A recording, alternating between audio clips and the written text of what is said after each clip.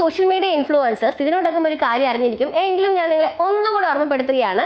നമ്മൾ ഇനി മുതൽ പോസ്റ്റ് ചെയ്യുന്ന വാട്സ്ആപ്പ്, ഇൻസ്റ്റഗ്രാം, ഫേസ്ബുക്ക് ഏതൊരു സോഷ്യൽ മീഡിയ പ്ലാറ്റ്ഫോമിലും UAE മീഡിയ കൗൺസിൽ ആക്ട് പ്രകാരം ഒരു അഡ്വർടൈസിംഗ് പെർമിഷൻ നിർബന്ധമായും എടുത്തിരിക്കണം. അതിപ്പോൾ പെയ്ഡ് പ്രൊമോഷനും മാത്രമല്ല, അൺപെയ്ഡ് പ്രൊമോഷനും ഈ നിയമം ബാധകമാണ്.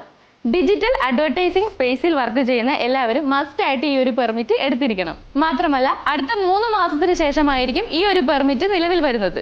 ഒന്നുകൂടെ ഓർമ്മിപ്പിക്കാം, ഫ്രീ ഓഫ് കോസ്റ്റ് ആയിരിക്കും അടുത്ത 3 വർഷത്തേക്ക്. കോണ്ടന്റ് ക്രിയേറ്റേഴ്സിനും എസ്പെഷ്യലി 18 വയസ്സിന് മുകളിൽ പ്രായമുള്ള എല്ലാവർക്കും ഇത് മാൻഡറ്ററി ആണ്. ചില എക്സെപ്ഷൻസ് UAE ഗവൺമെന്റ് കൊടുത്തിട്ടുണ്ട്. അതിലൊന്നാണ് 18 വയസ്സിൽ താഴെ പ്രായമുള്ള വിദ്യാർത്ഥികൾ, കായികം, കൾച്ചറൽ ഇവയ്ക്കൊന്നും ഈ നിയമം ബാധകമല്ല. കൂടാതെ ഇൻഡിവിജ്വൽ പ്രൊമോഷൻ സ്വന്തം ബ്രാൻഡിന് വേണ്ടി ചെയ്യുന്നവർക്ക് ഈ നിയമം ഒട്ടും ബാധകമല്ല.